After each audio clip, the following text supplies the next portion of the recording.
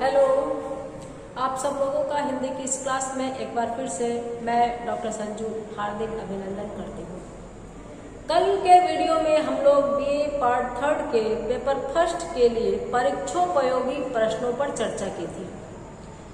आज उसी क्रम में कुछ ऐसे प्रश्नों पर मैं बात करूंगी जिन पर कल हम बात नहीं कर पाए थे। सबसे पहले तो सिलेबस में चलने वाले जो कवि साहित्यकार हैं उन पर मैं बात करूंगी। तो चलते हैं कि कौन कौन से साहित्यकार हैं, नाम पता कर लेते हैं। कवि हमारे यहाँ है 15 कवि हैं। सबसे पहले है मैथिली शरण गुप्त। मैथिली शरण गुप्त जो है, इनका हमें जो कविताएं क्लास में चलती है वो याद रखना है। इनके बारे में 1-2 नंबर का क्वेश्चन बनता है कि मैथिली शरण गुप्त द्वारा रचित महाकाव्य का नाम बताएं। तो नाम बताएं हटाना है खाली। मैथिली शरण गुप्त द्वारा रचित महाकाव्य का नाम साकेत है। दूसरा क्वेश्चन, साकेत पर इन्हें कौन सा पुरस्कार प्राप्त हुआ था? साकेत पर इन्हें कौन सा हटा दो, साकेत पर इन्हें मंगला प्रसाद पारितोषिक प्राप्त हुआ था। और फिर से याद दिला दूं कि सारे question pre BEd, PhD entrance, first grade, second grade, third grade, college lecturer, NET के एग्जाम सब में काम आने वाले हैं। कहीं पर भी इनमें से कोई प्रश्न पूछा जा सकता है। तब आप ये नहीं कहेंगे कि हमने इनको बीए पार्ट 3 में पढ़ा था, क्योंकि ये हिंदी साहित्य के इतिहास के और ये यूनिट हर जगह आएगी काम। इसके बाद है इनकी कौन सी रचना महात्मा बुद्ध के जीवन को लेकर लिखी गई है? तो उसका नाम है यशोधरा। यशोधरा किस विधा की रचना है? यशोधरा खंड काव्य है। विधा में बताना होता है, मुक्तक है, गीति काव्य है, महाकाव्य है, खंड काव्य है, चंपू है, कविता है, कहानी है। तो ये खंड काव्य भी माना जाता है, चंपू काव्य भी माना जाता है। दोनों ऑप्शन अगर ऑब्जेक्टिव में हो तो हम चंपू पर टिक करेंगे, अदरवाइज खंड काव्य लिखने से भी नंबर मिल जाते हैं। ठीक है। इनको किसकी उपाधि से विभूषित किया गया? इनको राष्ट्र कवि की उपाधि से विभूषित किया गया। अभी दूसरे कवि, फिर हम इनकी कविताओं पे बात करेंगे। जयशंकर प्रसाद। आनंद का कवि किसे कहा जाता है? जयशंकर प्रसाद को आनंद का कवि कहा जाता है। समरसतावाद का कवि किसे कहा जाता है? जयशंकर प्रसाद को समरसतावाद का कवि कहा जाता है। कामायनी के महाकाव्यकार का नाम बताएं। कामायनी के महाकाव्यकार का नाम है जयशंकर प्रसाद। आंसू किसका काव्य है? आंसू कृति किसकी है? आंसू काव्य कृति जयशंकर प्रसाद की है। जयशंकर प्रसाद की अन्य रचनाओं के नाम लिखें। तो हम अभी काव्य की बात करेंगे, सेकेंड ईयर में नाटक और एकांकी के बारे में बात करेंगे। आंसू, झरना, लहर, कामायनी, पेशोला की प्रतिध्वनि इत्यादि इनकी महत्वपूर्ण रचनाएं हैं। फिर है सूर्यकांत त्रिपाठी निराला। सूर्यकांत त्रिपाठी आधुनिक कबीर किसे कहा जाता है? फक्कड़ कवि किसे कहा जाता है? तो निराला को आधुनिक कबीर कहा जाता है। प्रगतिवाद के प्रारंभिक स्वर किस छायावादी कवि में मिलते हैं? तो निराला में मिलते हैं। ये जवाब पंत के लिए भी होगा, लेकिन ऑब्जेक्टिव टाइप में दोनों में से एक ही नाम आएगा, अन्यथा पंत भी सही है। पंत और निराला, या ये हो सकता है छायावाद के किन कवियों में प्रगतिवाद के प्रारंभिक स्वर मिलते हैं, या किन कवियों में प्रगतिवाद की ध्वनि महसूस होती है? तो निराला और पंत के काव्य में। अब कल के प्रश्न निराला पे तो मैंने बताए भी थे, निराला, पंत, महादेवी पे, कि परिमल की भूमिका में इन्होंने छंद संबंधी अपने विचारों को बताया है। तुलसीदास इनके द्वारा रचित खंड काव्य है।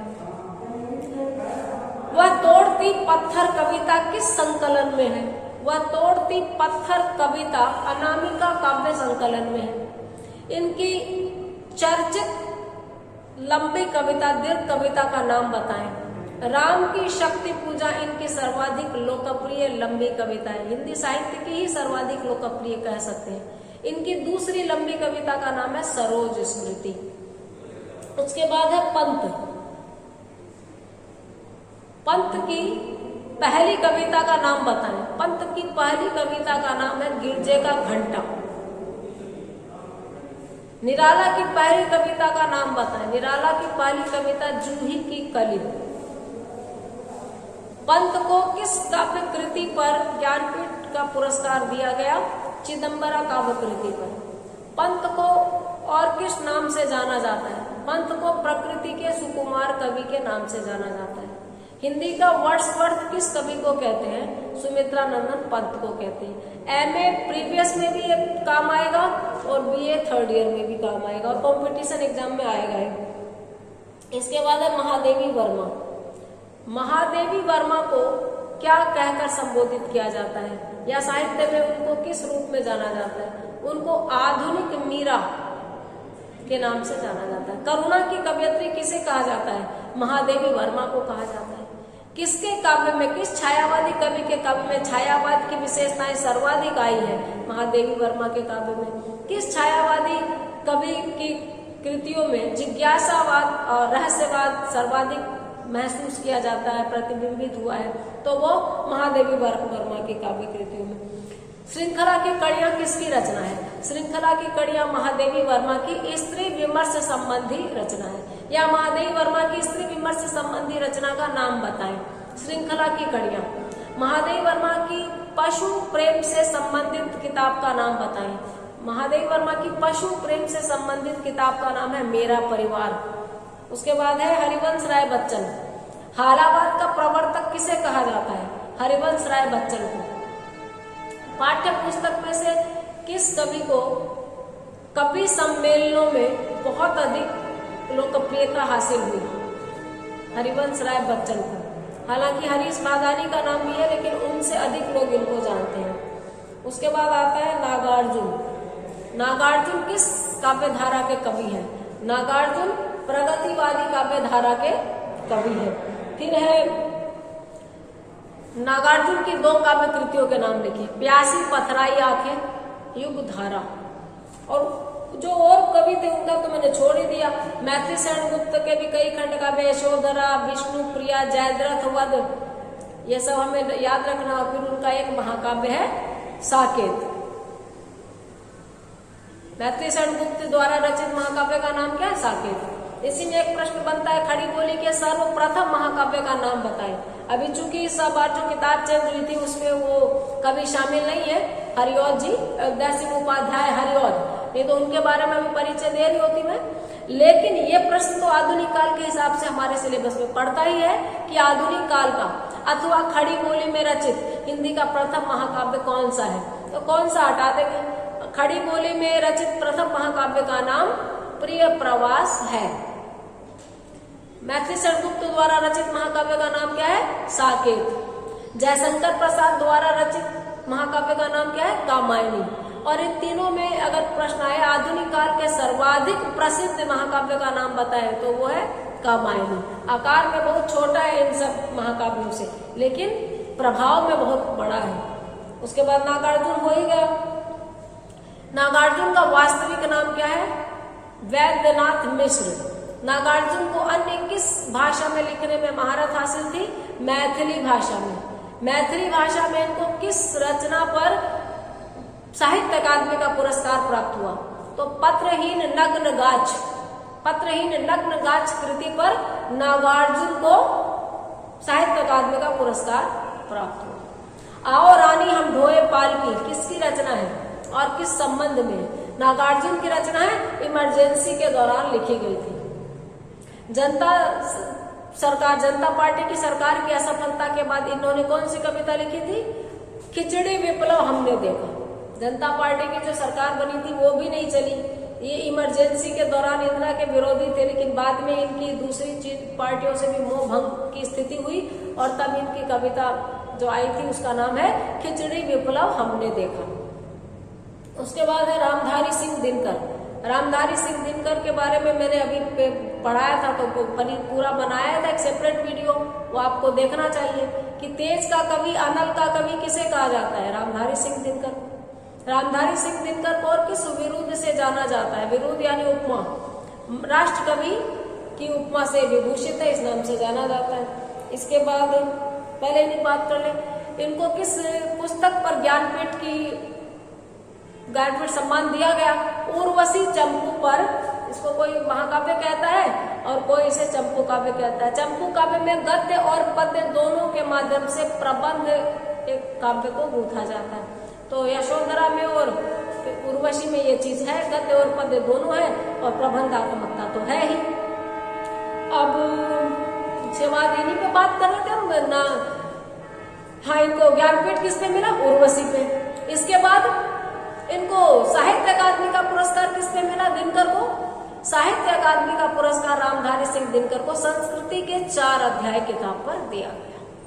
इनकी 2 काव्य कृतियों के नाम प्राणभंग, नीलकुसुम, और ज्यादा बता देती हूँ, रेणुका, रसवंती, हुंकार, सामधेनी, परशुराम की प्रतीक्षा, रश्मिरथी, कुरुक्षेत्र। खंड काव्य भी कई लिखे इन्होंने, मुक्तक। उसके बाद है अज्ञेय।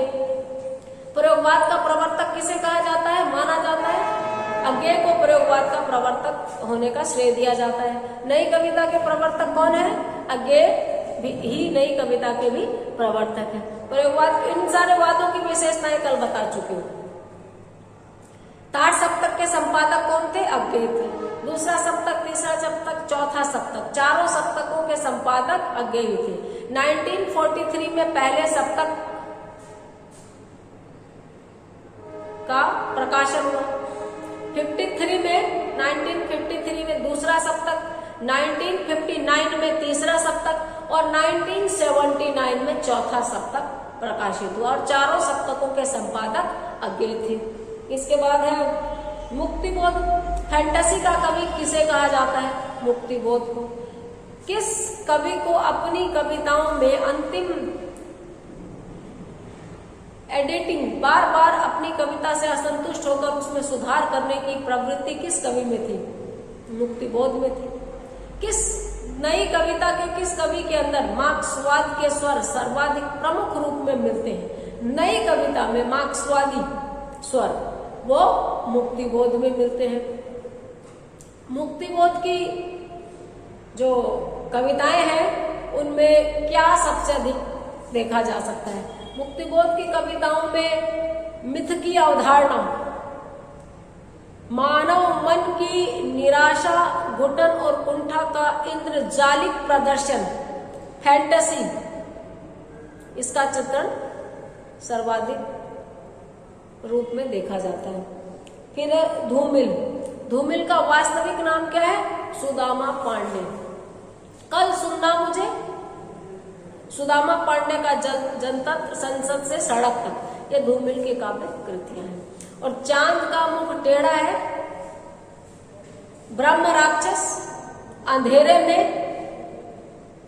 भूरी भूरी खाक धूल, ये जो रचनाएं हैं ये मुक्तिबोध की है। नई कविता का आत्मसंघर्ष, एक साहित्यिक की डायरी, ये इनकी अन्य रचनाएं हैं। उसके बाद है रघुवीर सहाय। रघुवीर सहाय का परिचय, रघुवीर सहाय साठोत्तरी कविता के प्रतिनिधि कवि हैं। धूमिल भी साठोत्तरी कविता के प्रतिनिधि कवि हैं। हंसो हंसो जल्दी हंसो, सीढ़ियों पर धूप में, कुछ पते कुछ चिट्ठियां, आत्महत्या के विरुद्ध, ये इनके लोग भूल गए हैं, ये इनकी काव्य कृति है। लोग भूल गए हैं पर इनको साहित्य अकादमी का पुरस्कार दिया गया था। किस पत्रिका का संपादन किया? दिनमान और साप्ताहिक हिंदुस्तान का। अज्ञेय ने भी इन पत्रिकाओं का संपादन किया था।